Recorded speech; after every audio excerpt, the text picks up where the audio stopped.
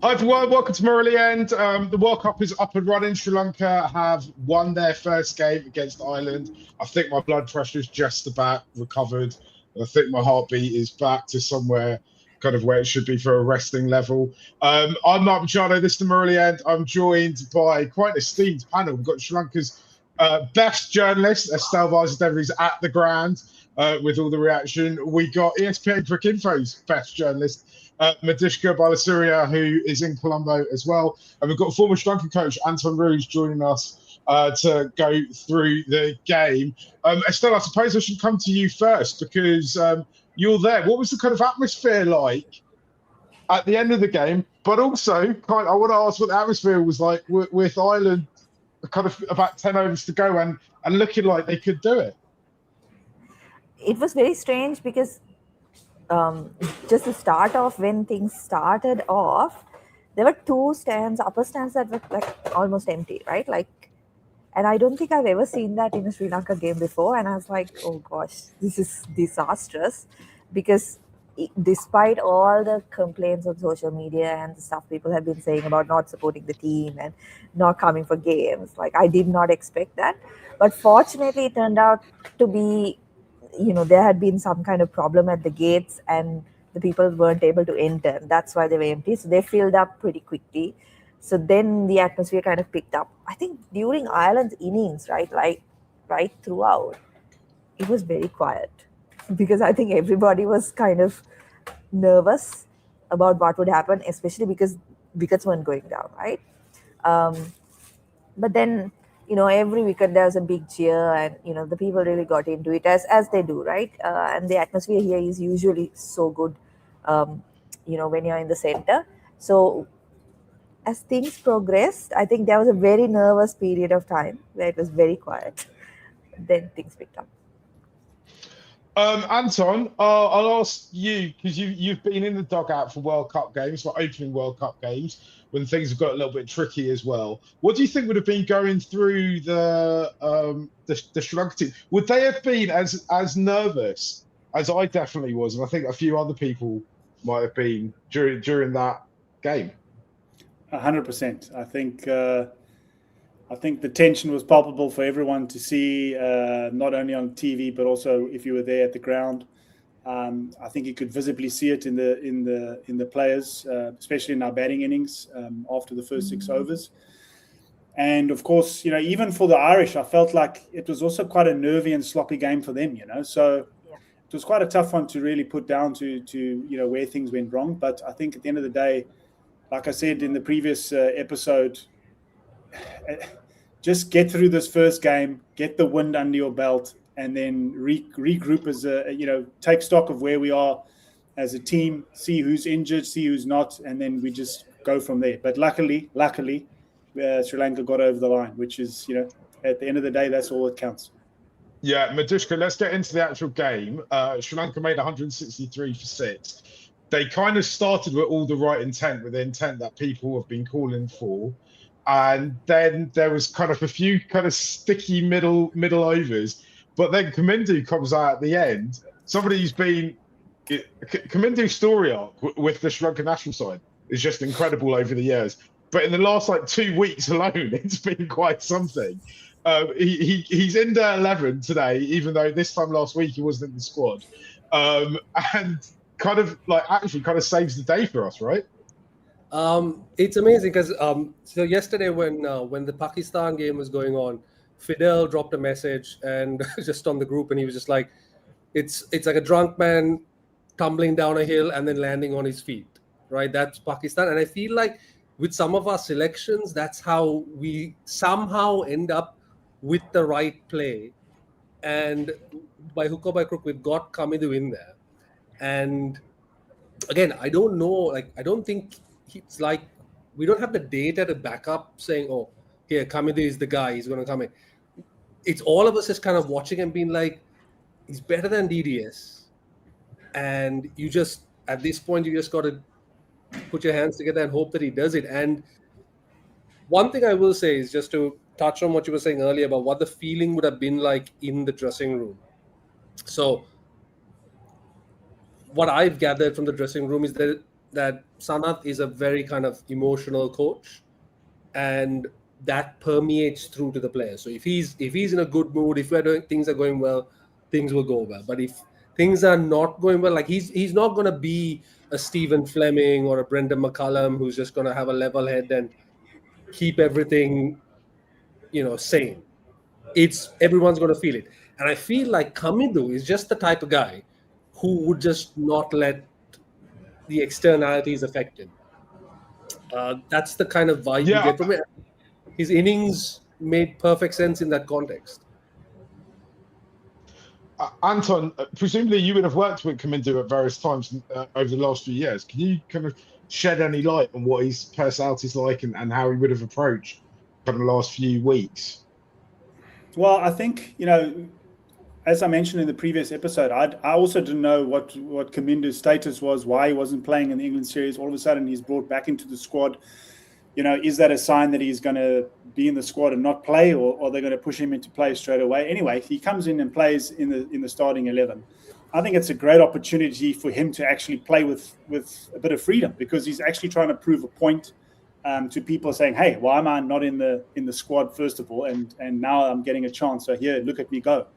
I also mentioned previously on the previous episode that I think what got Kamindu going was he's one of the only guys in the team that's really good on the reverse sweep. And I think he got two boundaries away with the reverse sweep. It sort of broke the shackles a little bit, and then he started getting his innings going from there. So I think he's a great option to have against spin at Premadasa, because he gives you those options. But he turned out to be the impetus that Sri Lanka needed, and possibly the game winner at the end of the day.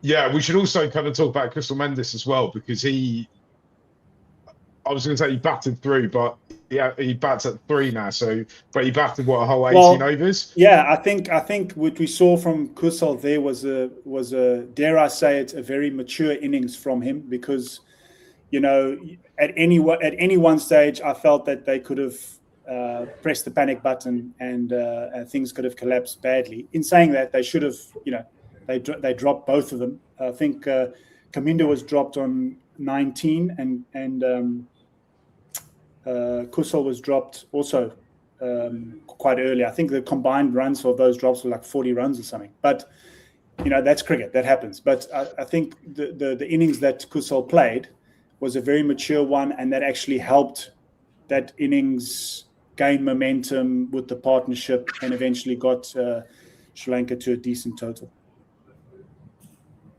Should say we are live, and my internet, so I might fall out at any point, but I'm sure if I do, you three will carry it on. Estelle, I wanted to ask what the atmosphere was like in the press box. Firstly, when Kusal was saving the game, because we know that some prominent Sri Lankan journalists are very big fans of his, and like to herald him, let's say, and also what it was like when it had totally slowed down in those middle overs, because I was anxious and I was about a million miles away. I can't imagine what it would have been like in like with all the chatter of the press box.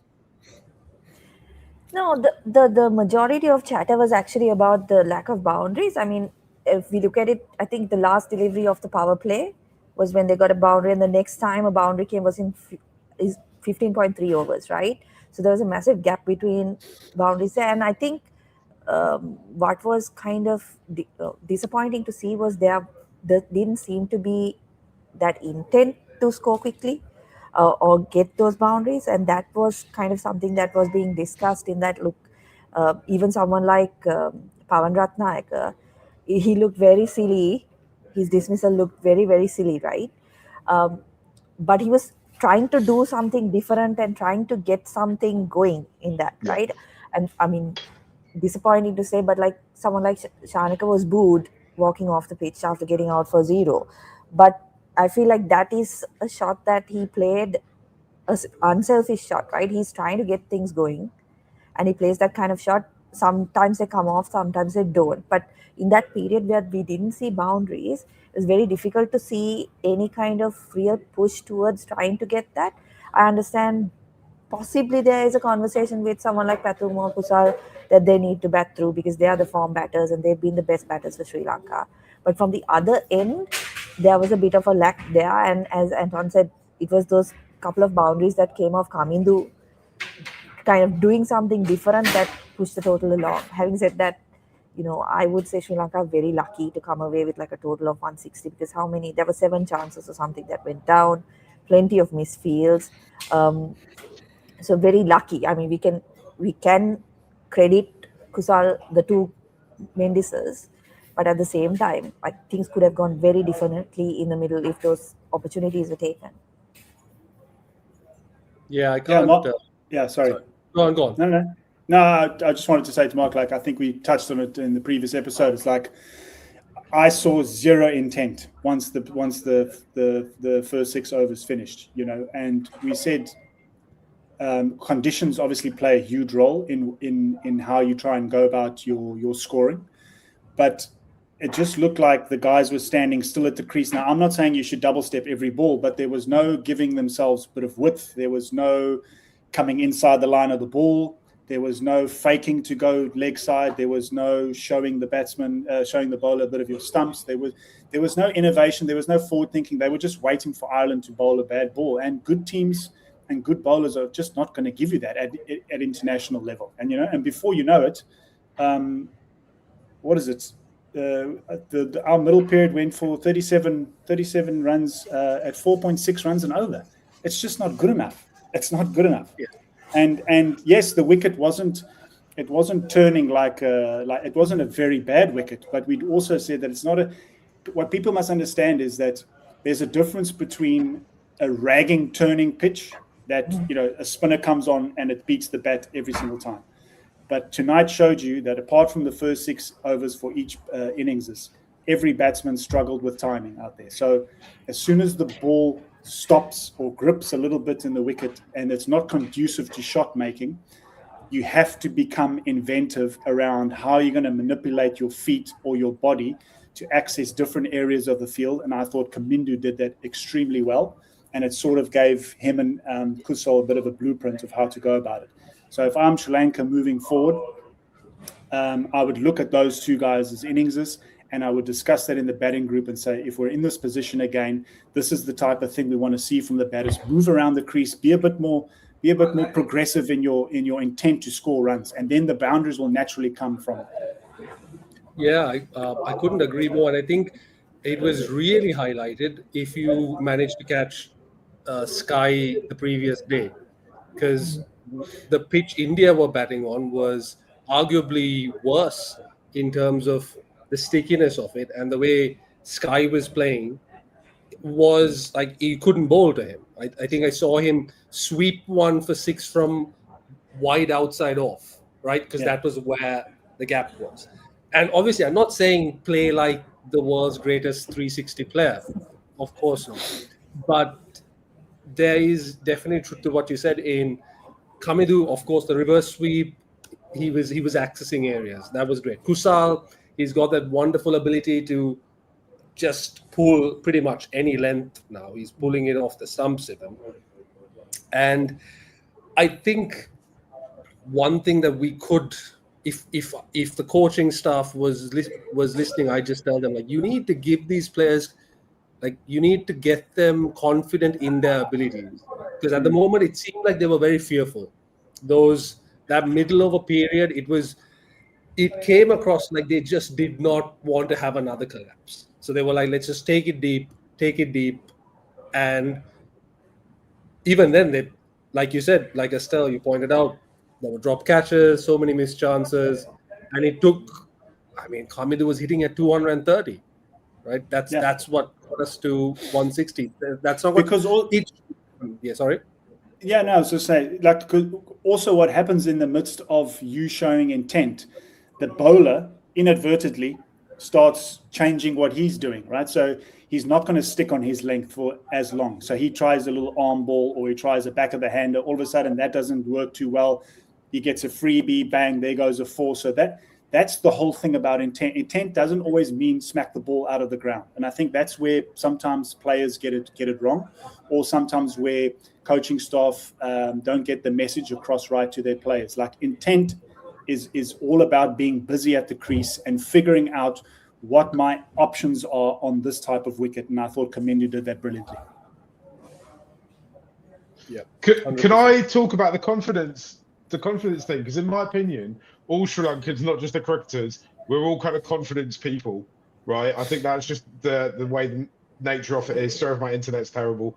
I think it's because everyone around me in London is streaming the Premier League illegally.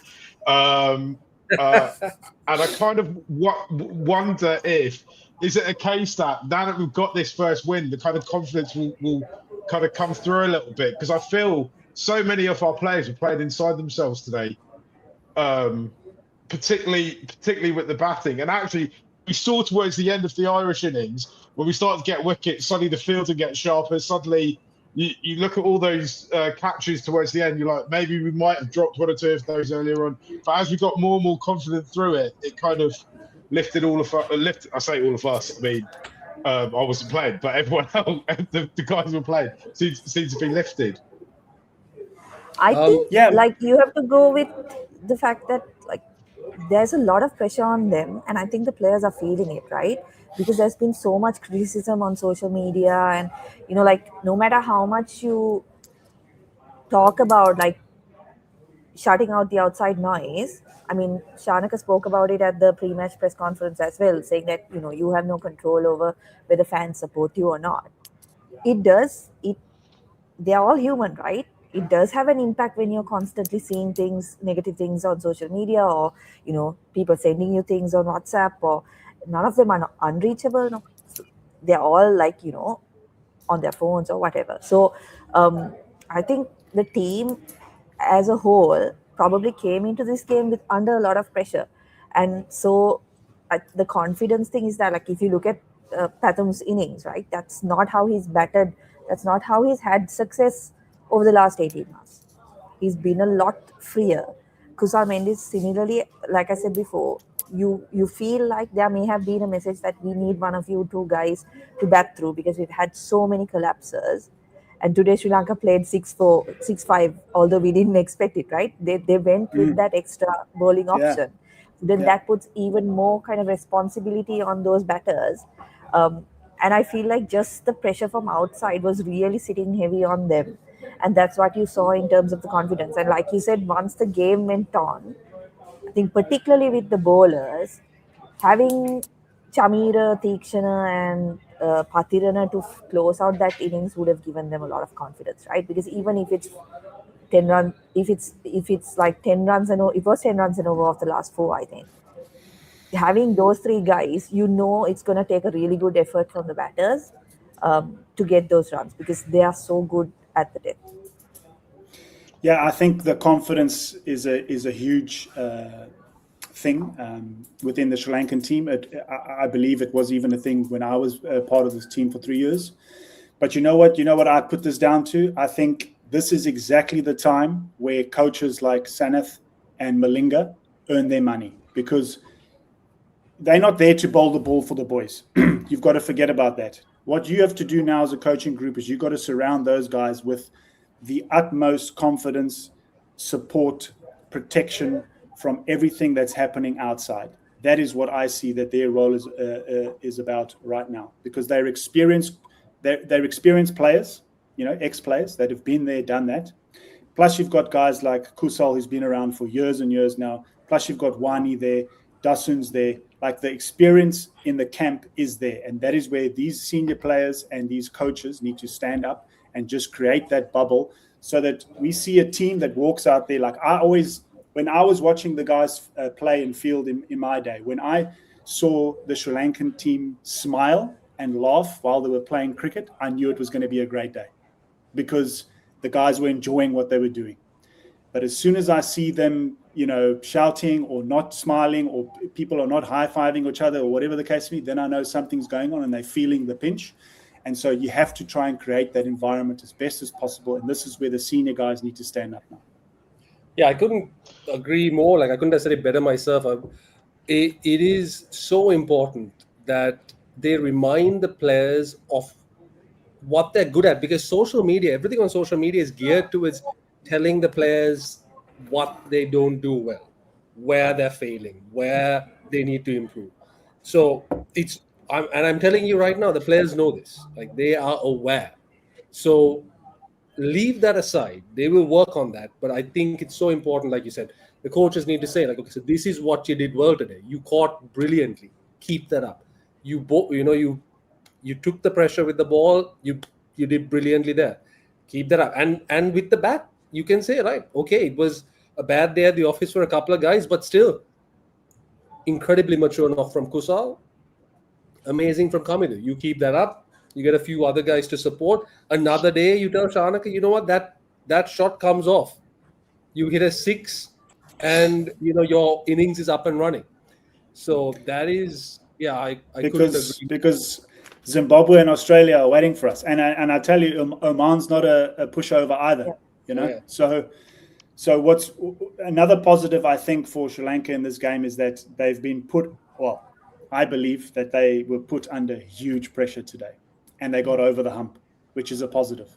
So you've got that first game under the belt. You've got rid of the jitters and the nerves and the twitches and the squeaky bums and the sweaty palms and everything. Now it's like, okay, head down, close the camp, focus on what you need to do for the next game, and we need to get better in a few areas. Simple as that.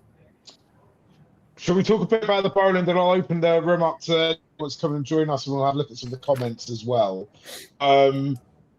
Two things that kind of stuck out for me today was, even though I'm not distant his overs, but Dustin Shanaka bowling 2 overs and kind of more thing that's going to dominate the conversation of the Sri Lanka team for the next few days is Wanindu Hasaranga's fitness and his hamstring. In our kind of Murali End WhatsApp group, which me and Estelle and Dominic are in, I said, because Russell Arnold kept saying, well, this could be the last time we see him bowl for the tournament. But my kind of reading off it, and maybe it's because, I come from a more kind of rugby playing background, was that if he was that injured, he wouldn't have been able to bowl his 4 overs. And if they thought he was really bad, they would have just pulled him off and started giving him treatment immediately. I don't know what you guys and everyone else in the group thought about it, because I know, Estelle, you thought they were bowling him out because we ain't going to see him again. Because, it's like this. A hamstring injury is going to take a couple of weeks to recover from, right? So I feel like if they see a chance of him, like if they see it something that he can recover from, they would have taken him out immediately and just said, like, look, we need you for the rest of the tournament. These guys are going to get the job done. The way I see it, they went ahead with it because they feel like, this is the game he's going to have to, like, show his, perform, because he might not get an opportunity in the rest of the tournament, or at least in the group stage. Yeah, I think Anton's that's probably got like No, Mishka, you go. I'll I think that's a fair take. On the flip side, it's Wanindu. I have seen him literally hopping and winning an LPL trophy, right? Yeah. So he will pay. He's got previous for playing through injury and pain. So there is I would say there's a non-zero chance that he continues on one leg strapped up, because he was playing with a hamstring injury for quite a while before he had the surgery as well. So it's not like it's a new thing. And I don't know, Anton, you can probably enlighten us a little bit more on like how it impacts. I think I'll start off by saying, like, I think there was a stat showing on TV that he's the Sri Lanka's highest wicket taker now in T20 World Cups, which is, it shows you what a competitor he is. It shows you how world class the guy is. I mean, everyone sort of knows that, but I think the identity and the soul of this team is built around Wanindu, because he plays such a vital role for Sri Lanka, especially in those middle periods of trying to break through the game. He's a lion-hearted cricketer. He likes the pressure. He wants the big moments and that sort of stuff. My question mark is, regardless of whether he's injured or not, if he's really struggling, like, how are you going to hide him in the field? Then he becomes obsolete with the bat in the batting lineup. So what does that do to the rest of your lineup? So, I mean, I get Medusha's point. I saw him do that for Candy as well when he was. It was for Beloved Candy when he was injured, right? Yeah. Right. So I've seen him do that as well on the LPL stage. But this is a World Cup, and I don't think you can take that that gamble if he's not I would take Wanindu if he's 80% fit. I'll take that. But if the guy can't run after a ball, if there's a catch that's needed to be taken, or if he can't bat properly and run between the wickets, then I don't see the point really of doing that. So maybe, this is just me hypothesizing. I think I first thought when they bowled out the rest of his over, it was like, well, listen, just let him bowl these 4 balls and we'll get him off the park and assess him. He ended up taking that wicket, which I think was a crucial wicket again. And then they could have probably sent him out there and just said, listen, this, Wani might have said, this is my last game of the World Cup. I want to go and play it and win this game. Because if we lose this game against Ireland, basically our backs up against the wall. We sort of need to rely on other results to go Sri Lanka's way for us, for Sri Lanka to progress to the next phase. So I think they rolled the dice to get him back on the park. I think it paid off, to be fair. And now the selectors and the coaching staff have got to make a massive call to say, look, if we keep him in the squad, how does that affect the rest of the lineup? So again, the coaches, this is where you earn your money. This is where you earn your stripes. Can we talk a little bit about Dasun Shanaka bowling 2 overs? Not that they were bad overs, but I kind of feel that maybe there's other wicket-taking options who in our lineup who didn't get to bowl out today, and I felt Ireland stayed on stand-up bowling a lot of spin, and I kind of felt like maybe we missed the trick by not bowling spin in the middle overs.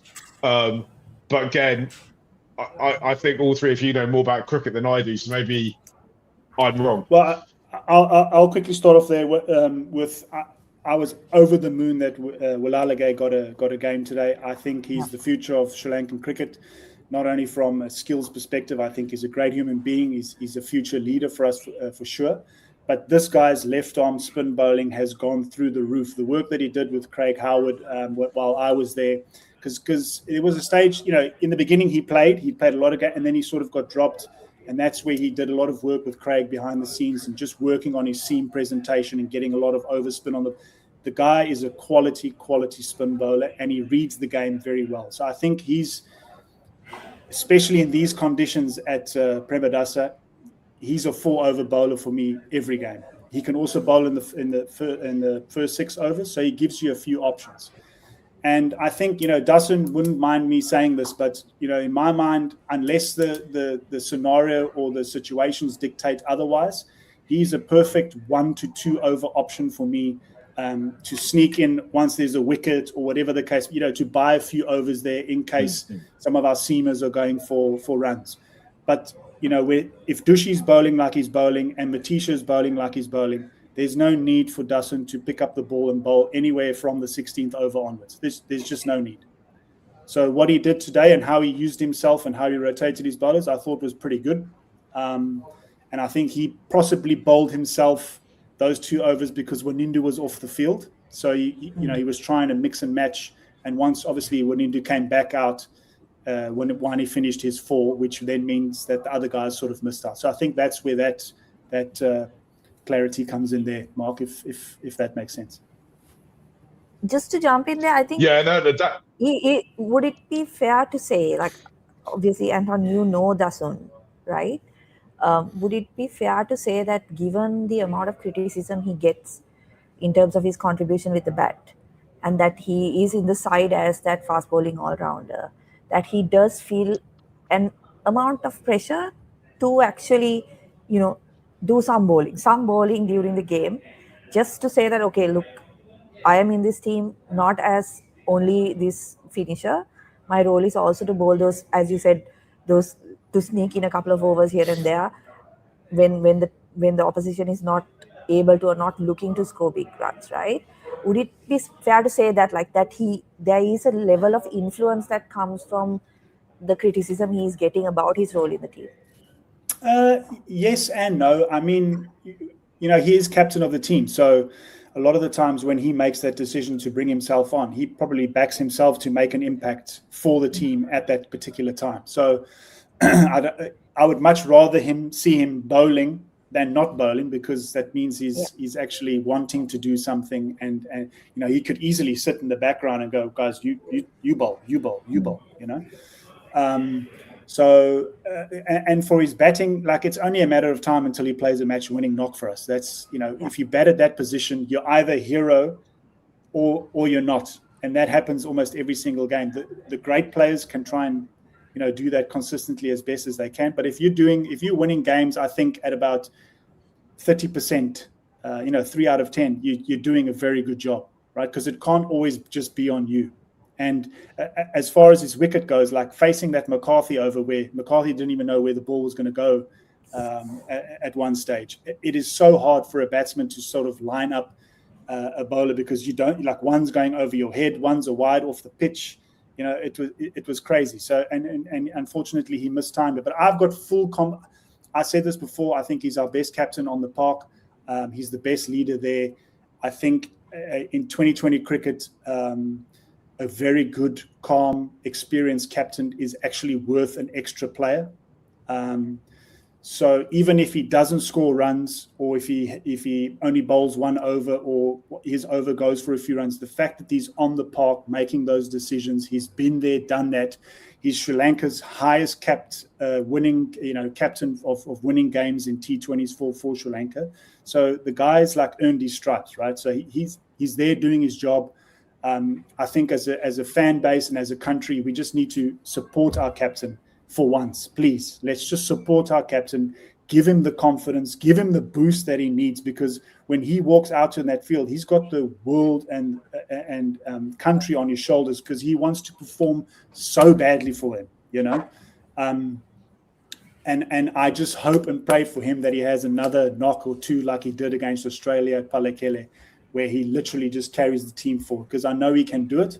But I just feel that, like I said to you earlier about the team and the coaches creating that bubble around the team to give them confidence, I think we as fans and all the platform, like, this is a World Cup. Let's just support the captain during the World Cup, and let's have a debrief after the World Cup. But during the World Cup, we need to support him as much as possible. That's my rant for the day. Sorry. Madishka, I was going to ask you about another bowler who's got detractors, should we say, within the fan base. That's Mahesh Theekshana, who really came through today, though, didn't he? He always does. I have been a big proponent of Mahesh.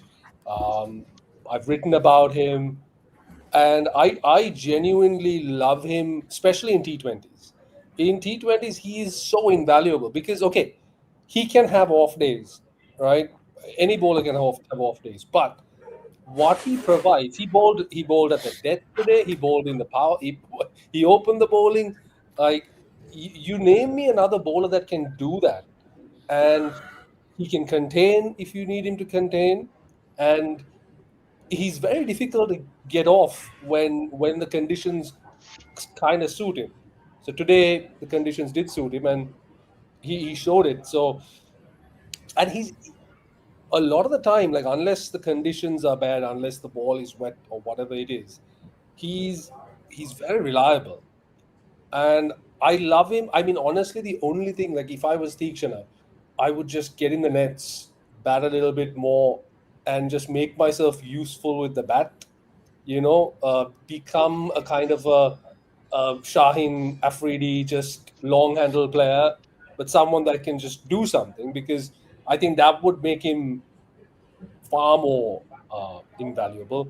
And his fielding, I mean, people complain about his fielding, but he's taken a few blinders here and there, and, like, he moves a bit sluggish, or he looks like he moves sluggishly, but I don't know. I don't see him as like that much of a liability. I like him, and I think he's just great, and we're so lucky to have him. And I think when you really look at our bowling side, right, we've got two quicks now who are clearing 145 kph, right? They're hitting 140, 145. They're accurate as hell. They're landing Yorkers and slow balls at will. We've got one of the best leg spinners in the world. We've got a mystery bowler in Theekshana who can do it all. And then, you've got Velalage, who, again, I absolutely love, just like, I mean, Anton does it better. So I think we've got a phenomenal bowling outfit. And I don't think people realize that. Like, I put a message on a WhatsApp group just today. I was like, we will get bailed out by our bowling, and I had to qualify it, but like I don't mean this in a negative way, but that's just how good our bowling is, and I think we need to appreciate that. Yeah, on Do you know Teachin, what? That was one of the reasons. the, Oh, go on, Asti. the biggest thing I think is that how much flexibility does he allow the captain, right? Because he can bowl in any phase, and he's not a weak bowler in any of the phases. Like he'll bowl the power play and not give away too many runs. He'll bowl the middle overs, pick up wickets. He'll bowl the death and not give away runs. So like he gives you so much flexibility. Now I know we are seeing Patirana bowling in the power play now or in the last couple of games, but because Theekshana is there, you don't actually have to use your quick bowlers for 3 overs or 2 overs up front, right? You can always keep that type of like a bowler like Patirana to have like 3 overs in the death, because you've got the flexibility provided by someone like Theekshana. I think that is his biggest value. And people talk about, look, he hasn't gotten wickets in this amount of time or whatever, but that's not necessarily his role, is it? His role is to bowl in the toughest periods of the game. And I think in those periods, yeah, wickets are great, but keeping runs down, or he's bowling at like his economy is consistently like 6-7, right? And that gives so much flexibility and value to the team, and allows Shanaka or whoever the captain is to kind of push in the other bowlers where he wants. Like he doesn't have to bring one into in the power play because he knows he's got those overs covered by Theekshana, right? Absolutely. Yeah. No, I think Matisha is worth he's a pot of gold for the team, because, like you guys rightfully say, he can bowl wherever the captain wants him to bowl. I feel with his pace in the way that he can move the ball, I think if he hits the wickets, if he continues to try and just keep hitting the stumps and bowl that stump line, I think he'll start taking a lot more wickets.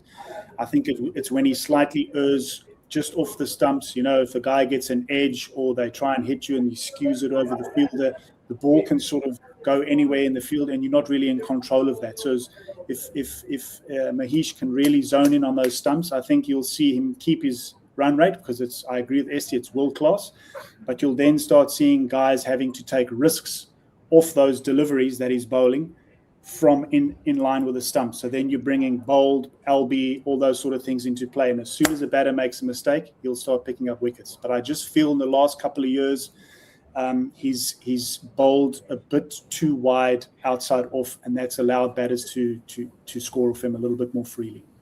Yeah, that's actually a pretty good point. Like I would just show him guys, videos about Anil Kumble. Just like, yeah.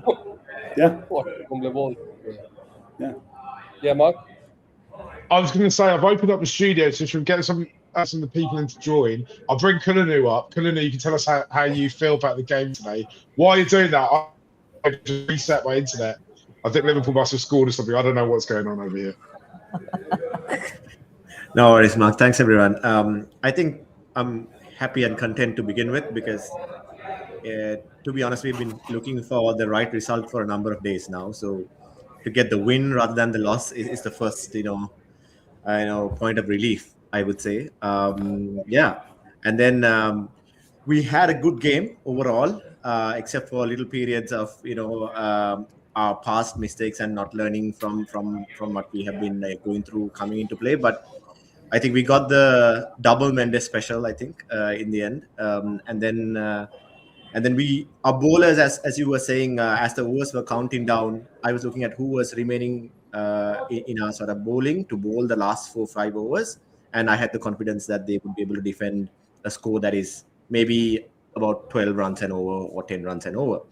I think the major positive that I saw today, where the management committed to the 6-5 combination, I hope that they can persist with it, because at that point, then the captain has the confidence to even use himself as a 6 bowling option, or even, let's say, Chamira or Patiran or whoever has a bad over, he can cover that. So hopefully, rather than carrying that extra passenger batter who might face maybe 2-3 balls, except when we collapse, even 11 batters can collapse, right?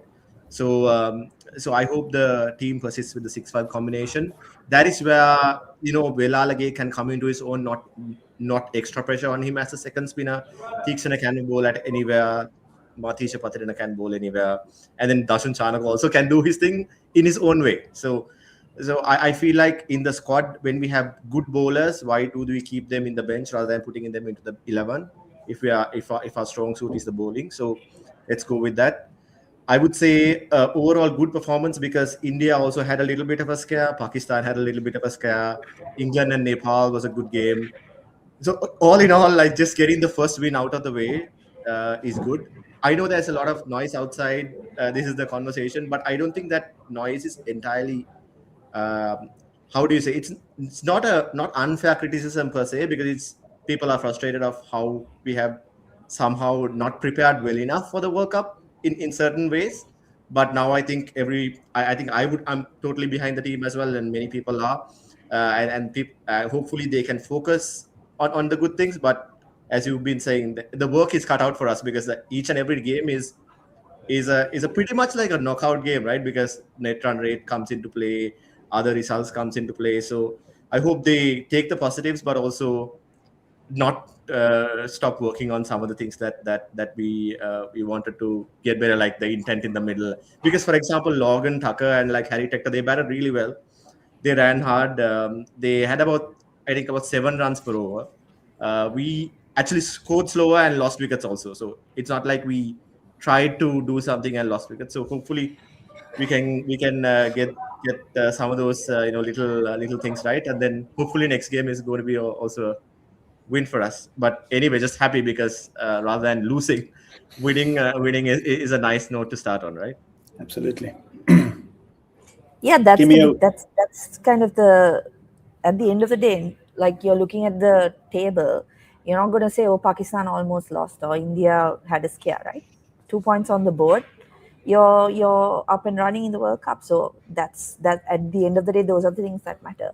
Just to pick up on one thing, like using Velalage, I thought it was interesting that they sent him up the order as well, because that's something that we've been talking about a lot on this show. Dom in particular has been saying, like, look, you need to bring him up the order, because if you compare, like, if you maybe Janet Leon against the other batter they've tried, right, as that 7th batter who can give you a few overs, if you compare the two of them, is Janet Leon that much a better batter than Dunit? Whereas Dunit will of course offer you much better bowling, right?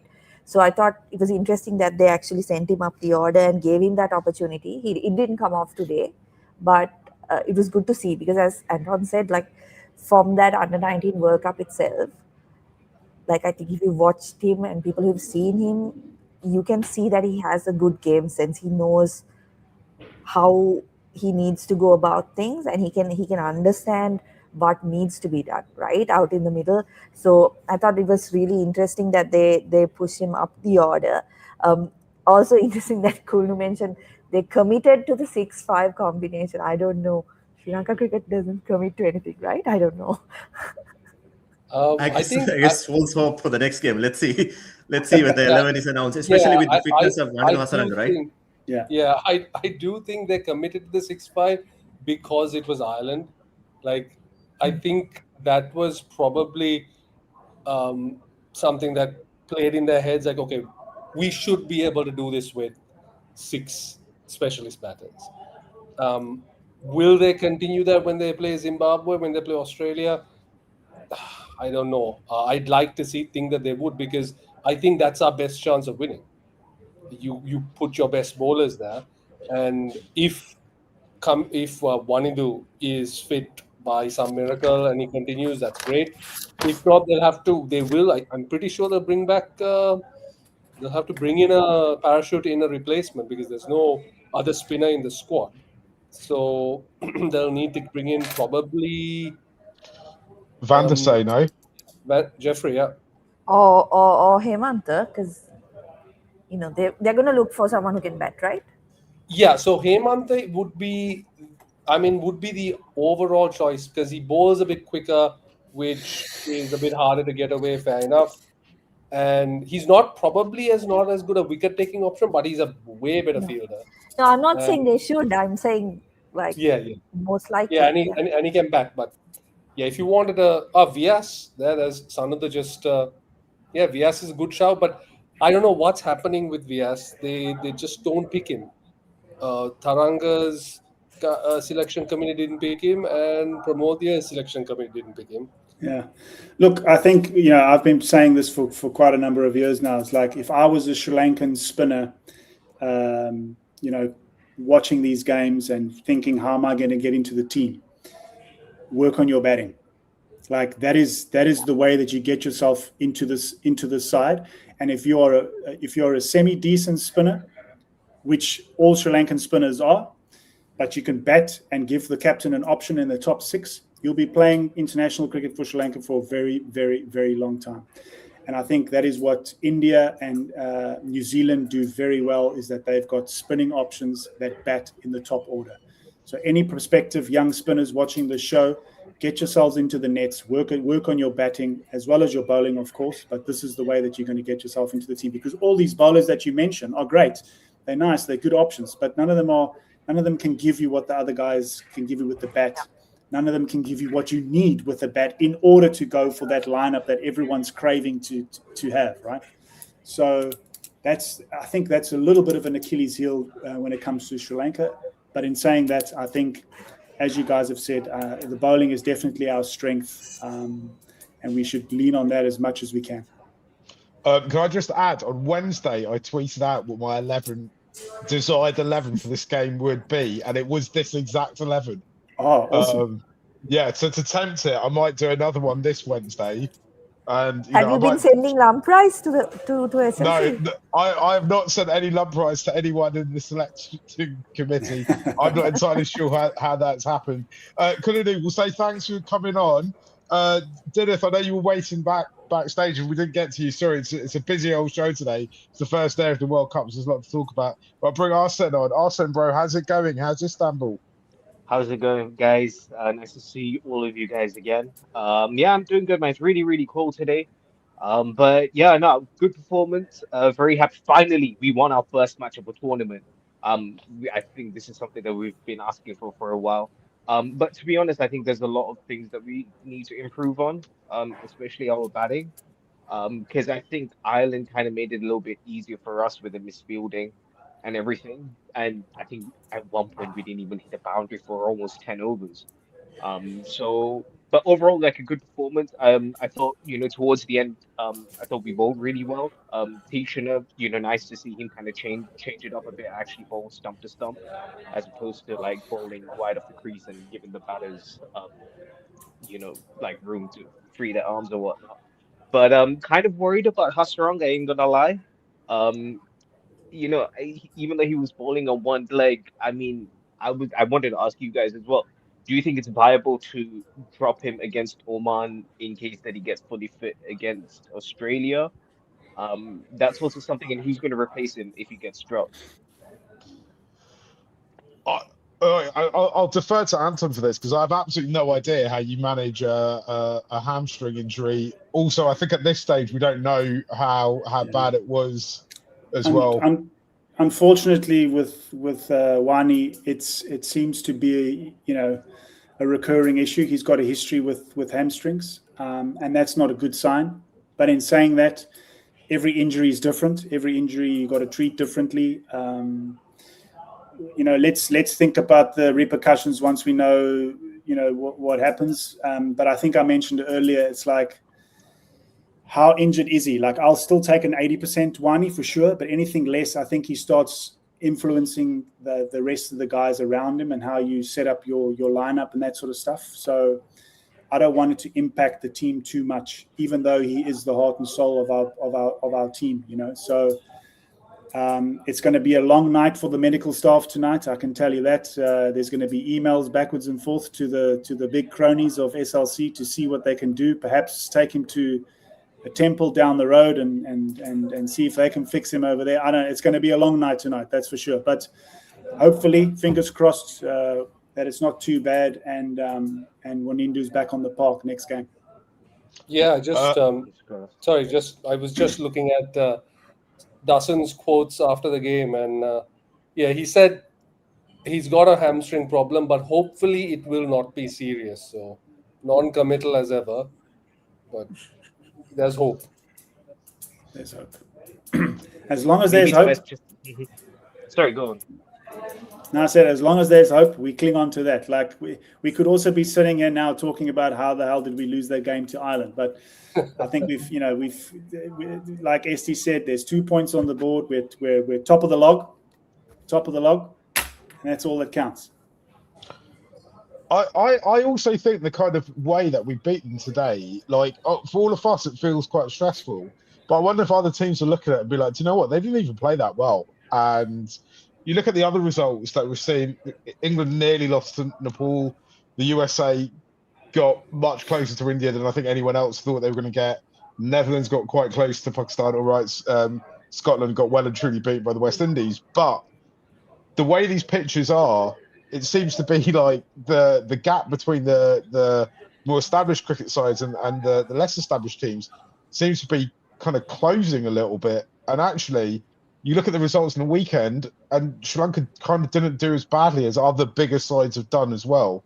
And Ireland are probably, of that bunch of teams you just mentioned, probably the most established one. Maybe the Netherlands are kind of up there as well. But I like maybe it was a game which we can look at it, back at it, and point at like, right, this person underperformed, this person underperformed, this person underperformed.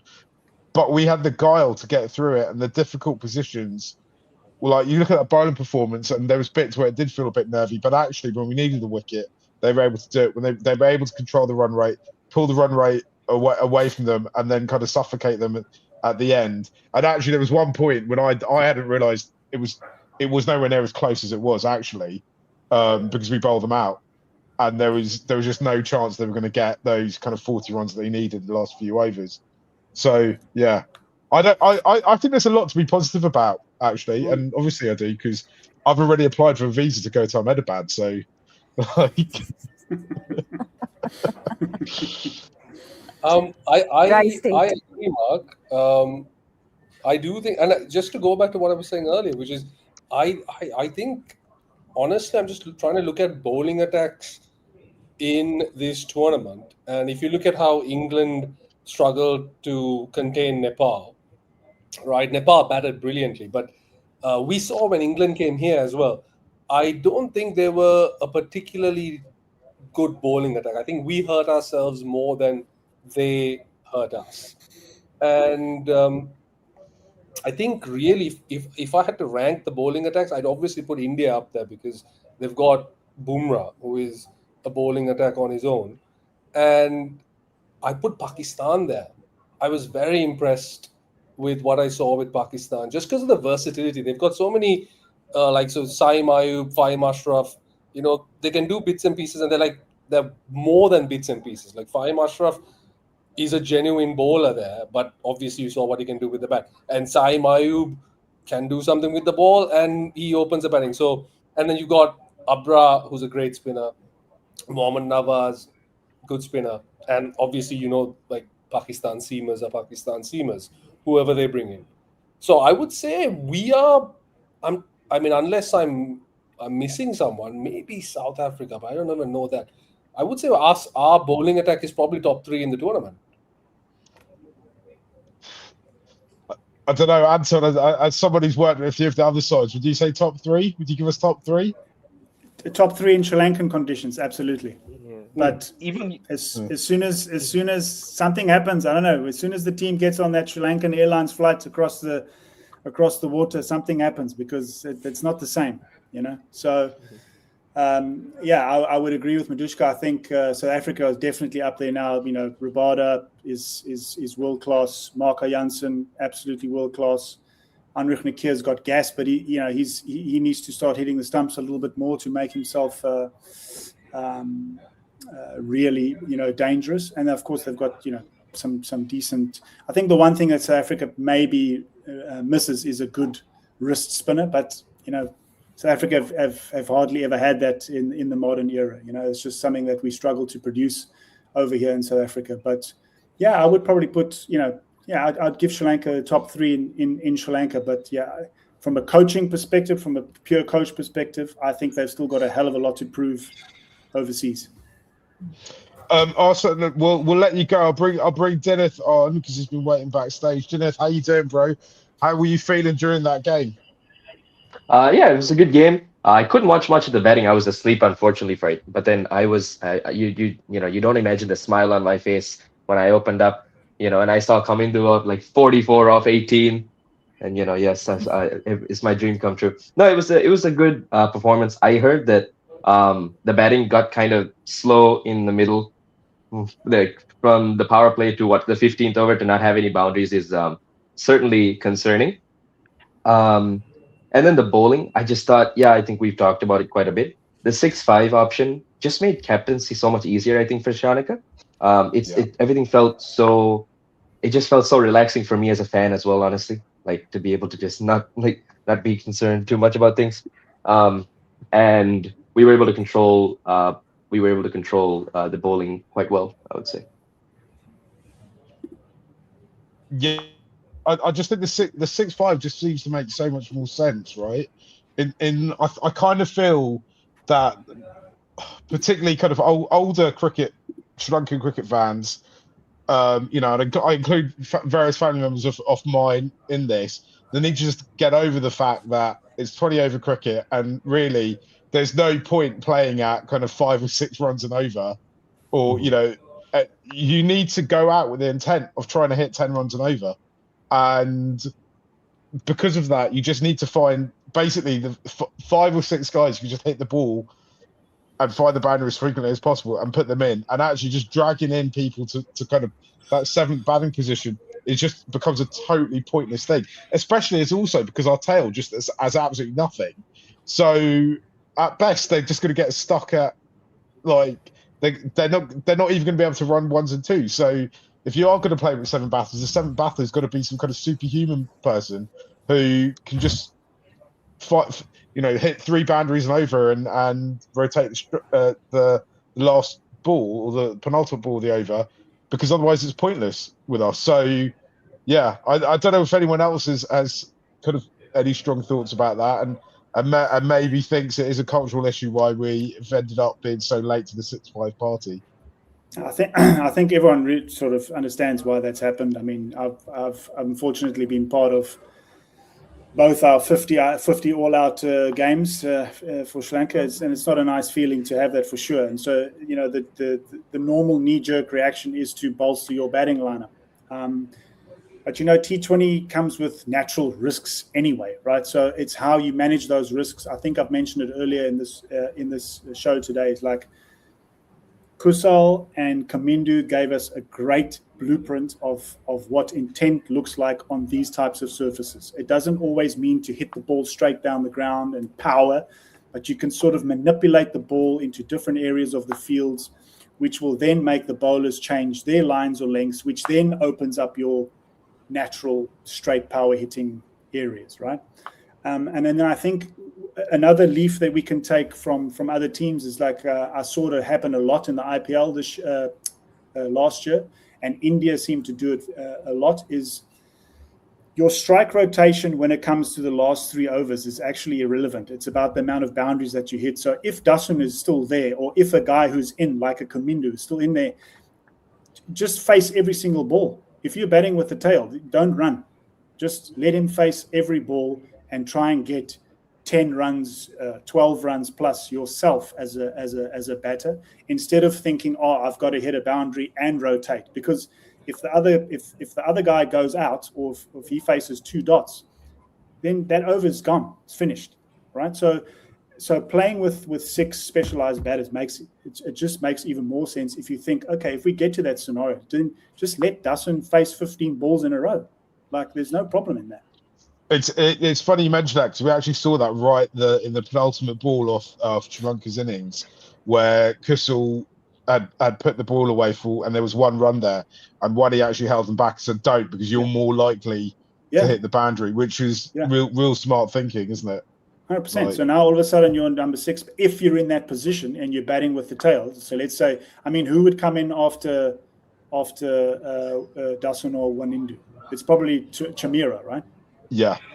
and he's good enough to hit a boundary, absolutely, but he's not good enough to do it consistently for the full over. So you want to be able to bat with him and say, listen, I'll face 5 balls here. I'll try and get as many runs as possible, and then I'll take a single off the last over, and then off the last ball of the over. And then if it gets into the last over and you face 1 or 2 balls, perfect. You're good enough to hit a boundary off that. But it's not his responsibility to face 10 to 15 balls. It's not. It's Dustin's responsibility, or whoever's batting with the tail at that stage. That's how I would approach batting if I was playing with the 6-5 split. Should we kind of wrap this up? And Dennis, I'll let you go, bro. Thank you for joining us. By having a quick chat about what we think might happen or might change for the next game, or if you think it's just we just keep it at the same 11 that we saw today. If Wanindu is fit, I don't see any reason why I would change anything with this side. But as I've mentioned earlier, if he's not fit, I think the knock-on effect that's going to have, I hope they don't make too many changes, but something just tells me that I think him being out might make like 2 or 3 changes to the lineup, which is exactly what you shouldn't be doing. I would try and make it a like-for-like replacement as best as possible and keep the status quo with the rest of the team. That would be what I think. If as Anton said, if Wanindu is not fit, then it will be something similar to what happened in the 2011 final, right? When Angelo was injured, where they feel like they need to bring in a extra batter because of what Wanindu offers. So as Anton said, like if he's not fit, then that might not be just one change. It might be a couple of changes to the 11. And I don't know if he does have a niggle and they expect him to be fit for the rest of the tournament, they're likely to rest him, right? They wouldn't be looking at risking him against. Yeah, again, it just depends how bad, obviously which grade tear it is, or if, even maybe it's not even a tear. So, yeah. But if it I is a tear, I just didn't like how he reacted, right? It was like, yeah, I thought he was done. I was flabbergasted when he came back on, which only makes me think. I think he said together with Sanath, he was like, we need to win this first game regardless. Yeah. So just get back. If you can bowl me 4 overs like he did, do that, and we'll reassess. That's in my mind. That's what I'm thinking happened. Otherwise, there's a small glimmer of hope that he's actually not that injured. So I'm going to hold my breath on that last statement of mine. Just as a thought experiment, Wanindu is injured. I think, let's say they go with Jeffrey Van der Sey. So then, right, and let's say we try to stick with 6-5. What does that team look like? Then we've got a very long tail, right? So and we've got Welalage basically batting top 6, and he's got a bat proper. So it's worrying. It's actually no, he'll be still the 7th batter. Yeah. No, look, I mean, he didn't face many balls today, did he? So no. I was actually surprised they didn't bring him in earlier because he is stronger suited against spin bowling. But in saying that, like I said to you, the conditions, it's not conducive to shot playing. So the shots that you've got to play are the more dinkier type of shots that force the bowlers to come off their length, and then you can have a go. So I think from that perspective, you've got whoever comes in to fill up that hole needs to be able to bowl 4 overs. Otherwise you're then asking Dasun again to bowl a few more overs, whatever the case may be. So that's why I think you've got to try as best as possible to get a like for like in there, a quality bowler, and probably Jeffrey in my view is the next best spinner. I think. I think you got to go with Jeffrey. Especially when I was there, he was 100%. He was one of the best wrist spinners. I don't know what's happened much since I've gone. But no, he's been good. I don't think he's been bad. And he bowls well at the Prima Dasa. He knows what length and what line and what pace to bowl. It's like it wouldn't be like you flying him in and you dropping him on a road in India somewhere and saying good luck. It's like literally phone him. He's going to come down the road. He knows how to bowl at Primadasa. It's like you can wake him up at 2 a.m. He's like, I'll roll a few out, take 2 wickets and get off the park. So that's probably where I would go. I'll just chuck this comment in that's come in. Trevine Matthews could be a fine replacement for Wanindu Hasaranga. Come on. It's a World Cup. We deserve a Matthews in the squad. I mean, so you go with two. Yeah, it could happen, but I've not seen Trevine Matthews bat. Does he? I'm assuming he doesn't. But I mean, not like Jeffrey Bandesai bat. Yeah, it's an option. I mean, selectors could choose. Doesn't Jeffrey have like a test 50 or something? I think. Yeah, I mean, completely went berserk. So I mean, again, like it could be a stroke. I mean, to be first and foremost, to be fair, I haven't really watched and seen Trevine bowl that much, so I can't comment on that. The only reason why I'm also bringing up Jeffrey's name is like it's experience. Yeah. Right. Yeah. It's a World Cup. He's been there. He's done it. He's not going to come into that game and feel overawed. He's not coming with baggage. He's not coming with nerves or whatever the case may be. He doesn't have to prove a point to anyone. Everyone knows what type of player he is. He knows what type of player. So I think it's a very easy drop-in fit, whether it is for a game or two to get one ready, whatever it is. I think just get him in, someone who's been there. He understands the environment. He understands the camp. He'll do a great job for us. I know that for sure. And one suggestion I might make is when we lose Wanindu, you lose a proper spin hitter. Right. So what I would suggest is maybe we take out Pavan and you roll the dice on KJP, Kusal, because we were talking about the reverse sweep and the sweep. He plays it well. Yes, he hasn't been in the greatest form. Yeah, there you go. KJP in for Pavan. So, Bajishka, I think you're onto something there because, like I said to you, I think if conditions stay like this, and history tells you that they will stay like that, unless you leave this much grass on the Primadasa, that's the way the wicket's going to play, right?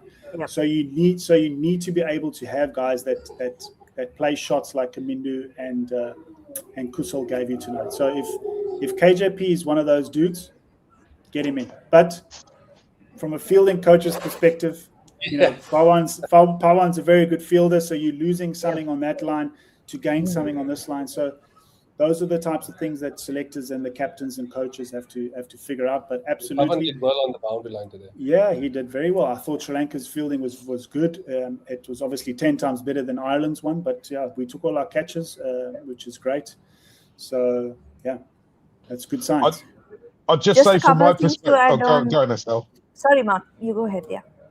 No, well, I was just going to say, I think dropping Pavan at this point in his career, where he's kind of just come in, kind of starting to find his feet a little bit. I know, like that, some people be really gutted, and they'll almost be offended with the way he got out today. But I kind of feel like you need to give young players the opportunity and the chances to kind of make their mistakes and kind of be okay with it, right? We can't come onto these shows and be intent. And when they start to show intent and it goes wrong, be like, no intent. Like, you've got to empower them to go out and do things. One thing I'll just say in response to that is we probably made a mistake in picking him for the World Cup squad in the first place. Like, we picked him based on very little data, right? T20 wise, right? So he could turn out to be a very good T20 player, but he's literally come into the squad. He's got a century in ODIs. They put him in there. Then he played a T20 innings that was okay. If you look at the scorecard, 40 of 20 great innings. But there was a couple of edges in there. There was a top edge 6 to start things off. It wasn't Kamindu's T20 innings today. So can he replicate that? Can he replicate that regularly? Maybe he can, but do you want to find that out at a World Cup? That's the thing. Like, if it wasn't a World Cup, I'd be 100% on board with what you're saying, Mark. Yeah, play him the whole series, win or lose, give him the experience. I've been saying that about Welalage since the 2024 World Cup. Just play him in every game. and play him in the top order, get him to improve his spin, just keep playing him. But do you want to test that out with Pavan, or do you try to? Because if KJP fires, he is such an explosive option in Yeah, that I think middle. I think it's a fascinating discussion point because you could lean both ways. I think we're sort of lucky with the fixture list because Oman's next, right? Am I correct? Yeah. So you probably to give the guy a bit of confidence to support him a little bit more and give him a few more opportunities, and as a coaching staff, give him a few more tools to operate out in the middle in Pramadasa with some sweeps and whatever the case may be. Give him another go against Oman and see how he goes from there. If he shows you a little bit of improvement, absolutely, you stick with the youngster and you go and you run with it. If not, you've still got 2 games against quality opposition where KJP as a senior guy can potentially come in and play in those teams. But I think, as one of the coaches that I look up to always said, as soon as you feel like you want to make a change in the side or drop a player, just give him one more game. It is the first game of the World Cup. There are a lot of nerves. We definitely saw that from our batting group. But if I was a batter and a coaching staff, just look at those 2 batters who made runs there, because that's the blueprint needed to score runs on this ground.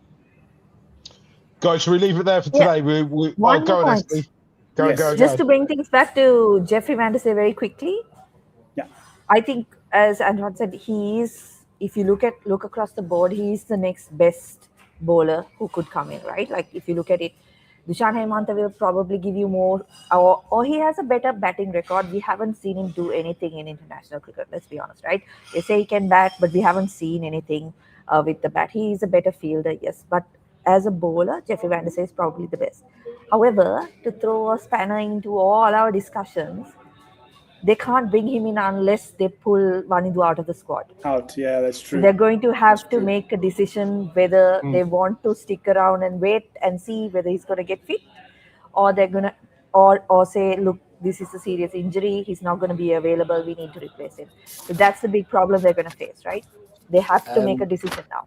And that's why you don't pick an extra batter in the squad without putting in a backup spinner. Like, look, Sri Lankan cricket squads have been known for Also, players for the to replacement, go you down have with to have injury or illness. He has to be right? injured. There has to be an injury. You can't just No, say, no, we ST, don't want Sharif anymore. ST, Let's bring somebody else. ST, that's why you're the best journalist, eh? That's because you know all those stuff. Now you make a huge correct 100% correct point, and that's why I think tonight the medical staff they've got a hell of a night ahead of them tonight, because it's going to be a long one. Figuring out what to do with Wani. The most important thing is, though, we've got those 2 points on the board. Yes. We're up and running. We're on the move. We're on the go. We beat, there's 3 test playing nations in this group that we've got to play. We've beat one of them already. Get a good result against Oman, and then we're in a really good position coming after that. We know it's going to be tough, right? But we're winning. Yeah. Mark, I think just on that, like, if I can make my last point, like, how good has the World Cup been so far with these teams pushing the so-called big dogs all the way to the end, because it's making for riveting viewing. Yeah. And a nice thing for Sri Lanka is that at least it didn't happen to them. So now we pass the baton on to the next team, because these teams are just going to be gaining confidence every single game. The more they get used to the bright lights and playing in front of the big audiences and that sort of stuff. So good luck to the rest of the teams, because USA looked the real deal. Nepal had a great game. The Dutch are very well coached, and they're experienced now. They're a good group of cricketers. I'm sure that they're going to turn something upside down in that group over there. And we nearly saw it with Afghanistan today as well, with in that group, because that group is also going to turn out to be an interesting one. But so far it's been an unbelievable World Cup, because these teams are now getting closer and closer and closer and closer and closer and closer. All they need is just a few more games in these circumstances, so that they can get the exposure and the game time that they need. Yeah. It's finally Watch out for turning Oman into a tomorrow. World Cup, isn't it? Like Correct. Yeah. it's finally turning What- into a World Cup. So you Yes. won the upset tomorrow, man. Oman, Zimbabwe. Watch out for those Yeah. Oman the spinners. They're gonna do it. Yes.